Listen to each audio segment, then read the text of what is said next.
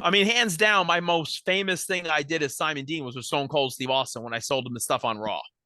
Right. And that to me, Remember bro, honestly, that was the validation of my career that I needed. It was the highlight of anything I ever did to get 11 minutes in the ring on the Raw the day after WrestleMania with Austin. And I'll say it. I hope I was to be able to hold my own with him on television and not look out of place. That was the validation I needed right there. It cemented everything. that. Who was he? He's awesome. What you see is what you get. I remember getting there that day and being so nervous what we were going to do. I'm like, oh my God, man, what's this? Me and Maven, and Maven's incredible. He keeps Love saying a Maven. shout out to Maven. True Love success Maven. story in life. I love him. We could do a whole episode on just Simon and Maven and the headaches we had with the backstage stuff on that. Simon and Maven should have been tag team champions for sure. But to see how good he's doing in the real life, I'm very proud of him, how far he's come. But yeah, man. I mean, to be out there, we were so scared of Steve when he came out. He couldn't have been easier to deal with. We had no rehearsal for that. There was no memorizing of lines. There was nothing.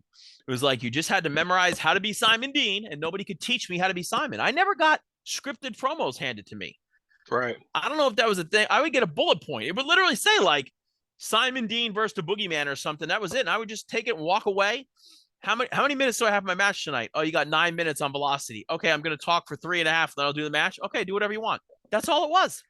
Vince McMahon himself. Simon's bulletproof. Let him do whatever he wants. Huh, okay. Any good Vince stories? He was just, I mean, he's Vince, right? When you walk down the hallway, you know he's there. This is a man who was self-made. I don't want to hear that he got the business. He bought the business from his father. He leveraged everything. He was a risk taker. He's the greatest promoter in the history of the world. He's better than P.T. Barnum. He's better than the other one. Like, he's the guy. And Right. when the day everybody owes it to him, I owe him everything. I would say, like, to me, I always used to say Vince McMahon, Jerry Jones, and my dad were like the three most influential people in my life for the WWF, the Dallas Cowboys, and my own dad. So he's Vince. If you can make money from him, he'll probably love you a little bit more than those that don't.